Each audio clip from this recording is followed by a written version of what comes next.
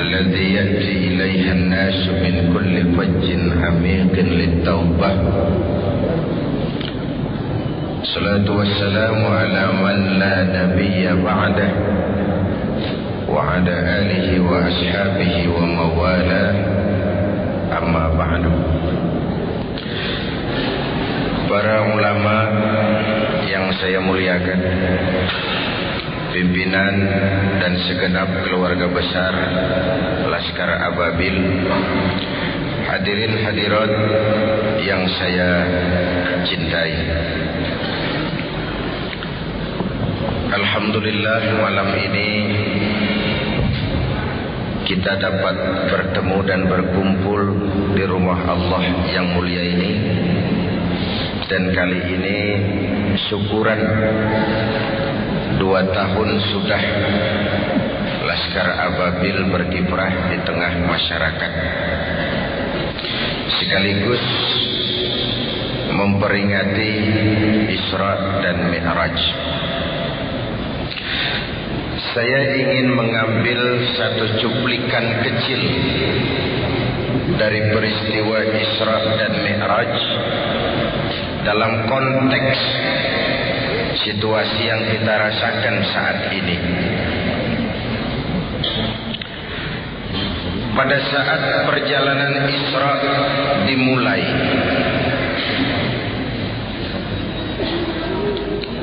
sudah datang gangguan, cobaan. Ada suara dari sebelah kanan memanggil-manggil, Muhammad, berhenti sebentar. Dan Nabi menoleh pun tidak. Lalu dari sebelah kiri, Muhammad, berhenti sebentar. Dan beliau menoleh pun tidak. Selamat dari kanan, selamat dari kiri, dari arah depan. Konkret, tidak cuma suara, tapi ada perempuan tua dengan pakaian menyolok, memanggil-manggil, Muhammad, berhenti sebentar. Menoleh pun tidak. Kata malaikat Jibril, untung saja kau tidak menoleh Muhammad. Memangnya kenapa Jibril? Panggilan sebelah kananmu itu suara Yahudi. Kalau kamu menoleh, umatmu akan cenderung kepada Yahudi.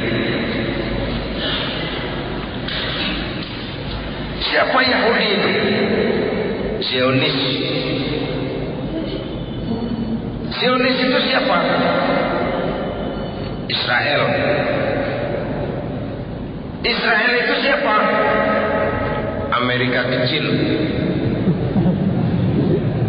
Amerika itu siapa? Israel besar.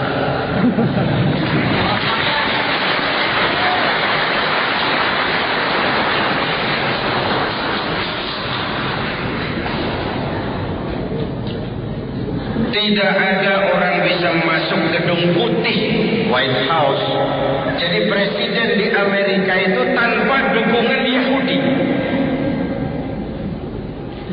Yang namanya Robert McNamara, yang namanya George Soros, yang namanya Presiden World Bank, Yahudi.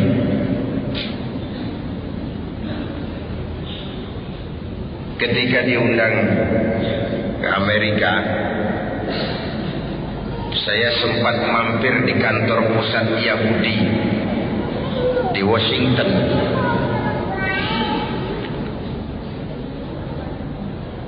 Washington itu dari ujung Berung ke kanan.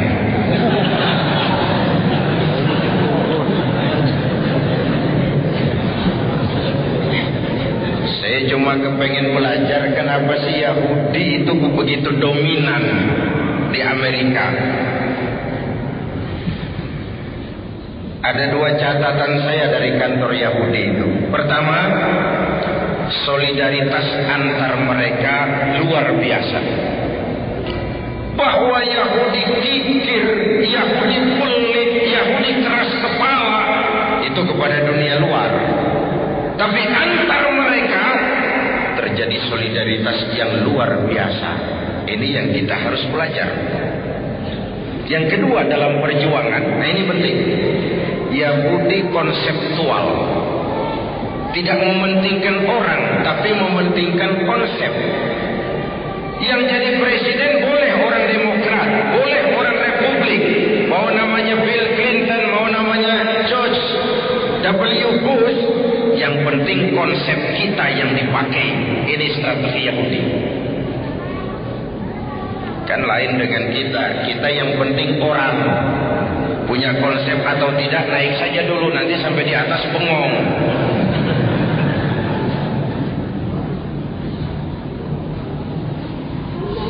Sebab itu saya sangat memahami kalau Amerika kebakaran jenggot ketika simbol-simbol kebanggaannya dihantam. World Trade Center simbol kapitalisme, Pentagon simbol militerisme. Amerika sekarang sudah sendiri jadi polisi dunia setelah komunisme runtuh. Tetapi bagaimanapun berangnya Amerika terhadap teroris, jangan lalu bersikap seperti teroris juga. Kalau memang seperti yang dituduhkan itu kerjaan Osama, dan Osama ada di Afghanistan, Amerika kan punya CIA, Amerika kan punya FBI, Amerika kan punya teknologi canggih. Kalau ada rumah, ada tikus dalam rumah, tangkap saja tikusnya, jangan bakar rumahnya. Apa salah dan dosa rakyat muslim sipil di Afghanistan? Cuma mencari seorang Usama, lalu satu Afghanistan dibom habis-habisan. Itu lebih teroris dari yang teroris.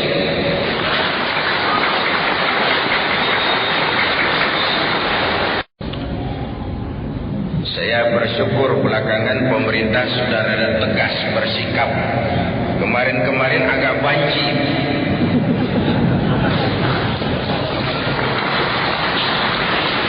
Maklum, itu pinternya Amerika dikasih bantuan. Bos, negara manapun di dunia ini, jikalau dia sudah mau terima bantuan Amerika, bersiaplah menerima tangan-tangan Amerika di negeri ini.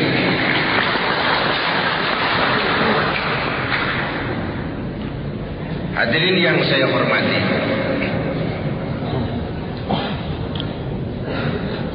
panggil lagi Yahudi.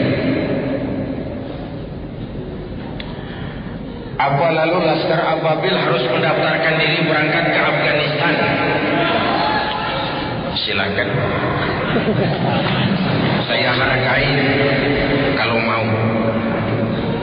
Tapi kalau tidak pun, di Indonesia ini masih sangat banyak hal-hal yang harus kita hadapi dengan jihad. Berani boleh, tapi jangan nekat. Berkorban siap, tapi jangan konyol. Itu prinsip. Kalau situasi medan tidak tahu, pengalaman perang nggak punya, lalu berangkat, kan setor nyawa namanya. Berani boleh, jangan nekat. Berkorban siap, jangan konyol.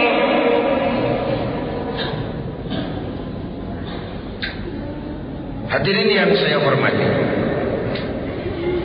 panggilan Yahudi, lalu sebelah kiri panggilan Nasrani.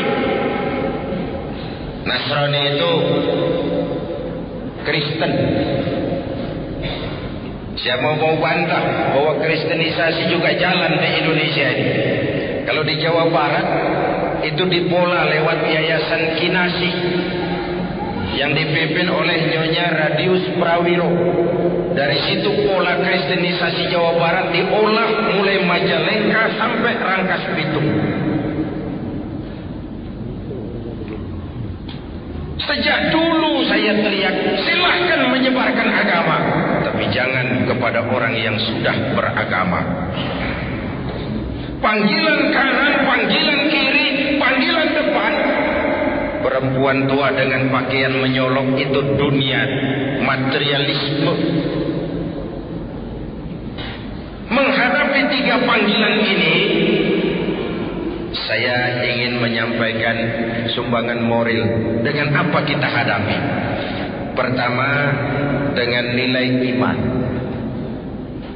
Itu sebabnya sebelum berangkat Isra, Rasulullah mengalami general check up.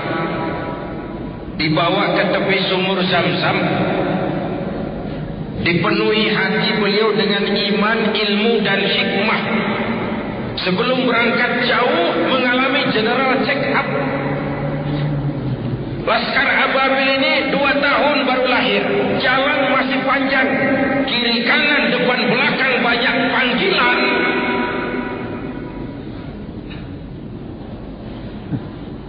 Jangan sampai rapuh di tengah jalan karena jalan masih panjang. Hancurkan tempat judi, dapat jatah, tenang.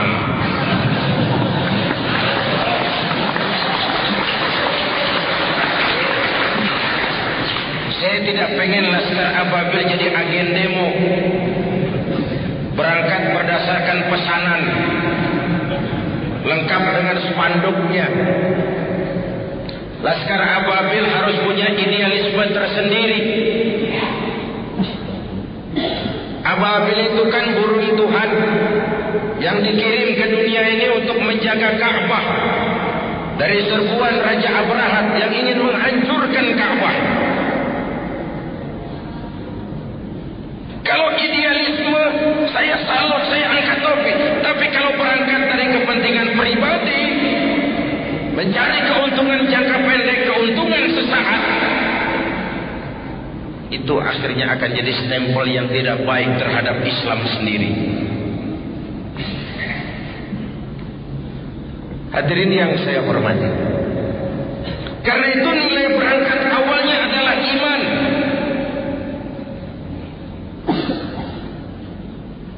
Selama ini SDM kita cuma pada pengisian otak, hati sering kosong. Akhirnya muncul ketidakseimbangan. Lahir orang-orang pintar tapi jauh dari benar. Indonesia kita bangkrut, Indonesia kita terpuruk, Indonesia kita sakit sekarang ini karena diurus orang-orang yang pintar, cuma sayang tidak benar.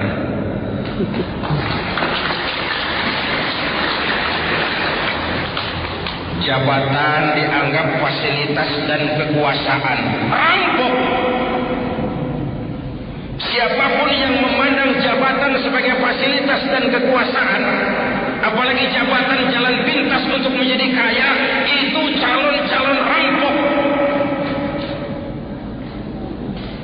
Jabatan kan cuma titipan, harta kan cuma titipan, ilmu itu kan cuma titipan. Maaf, saya minum dulu ya.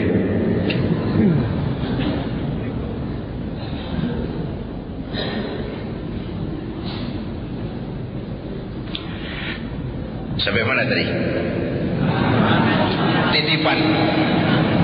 Ini juga titipan. Kalau nggak diminum sayang. Titipan. Bagaimana harus disikapi? Pertama, titipan harus dijaga baik-baik. Pak Zainuddin, saya titip mobil ya. Silakan. Waktu mobil diambil, kacanya pecah, knalpotnya hilang, bempernya penyok, yang nitip marah. Kenapa tidak dijaga baik-baik? Allah cuma tidak bilang, Zainuddin, aku titipkan ini jabatan dai kepadamu. Hamzah Has, aku titipkan ini jabatan wakil presiden kepadamu. Megawati, aku titipkan ini jabatan presiden kepadamu. titipan, bukan milikmu.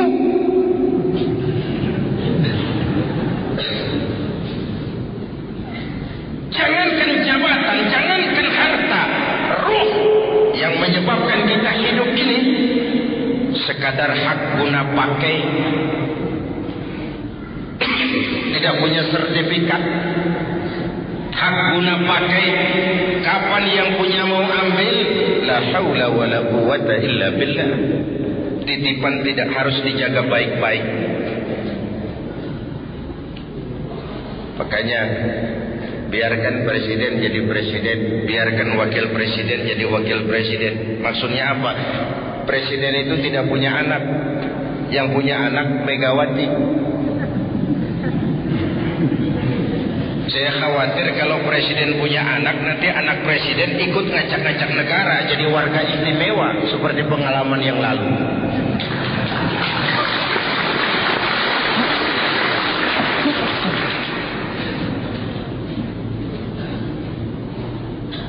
Yang kedua, titipan itu tidak boleh bikin orang sombong. Betul? Orang datang ke rumah saya, Pak Zainuddin, titip mobil ya. Mangga.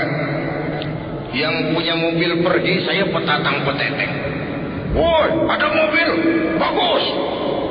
Mobil orang lain, kamu cuma dititipi, kenapa sombong?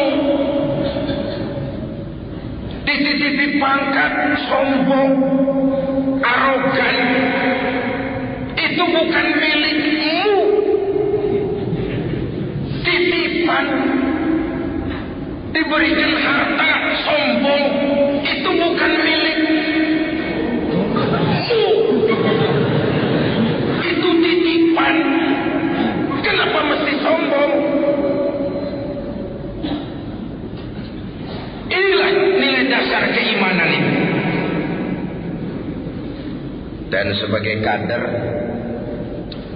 saya sering bilang kalau pengarahan kepada DPW, kader itu ada 3 macam. Ada kader penerus, ada kader tunggu terus, ada kader terus menerus. Ketiga hal ini mencerminkan kondisi. Ada kader penerus. Nah, ini kondisi sehat, Pak. Demokrasi berjalan di tubuh organisasi. Orang-orang serakah nggak ada. Patah tumbuh, bahkan belum patah sudah berganti. Bukan nu eta kene. Sudah 7 periode jadi anggota DPR nggak mau turun-turun. Liar. Lain nu eta kene. Kader berjalan, organisasi menggelinding. Ini namanya kader penerus. Saya suka merenung. Kita ini 4 kali punya presiden. Semua berakhir dengan su'ul khotimah. Dari segi politik. Apa tidak bisa pemimpin-pemimpin kita itu menikmati hari tuanya dengan tenang, jauh dari hujatan, tetap dalam anggukan dan simpati rakyat? What's wrong? 4 kali punya presiden, semua berakhir su'ul khotimah. Yang 2 kelamaan, yang 2 sebentar benar. Bung Karno 20 tahun mimpin Indonesia.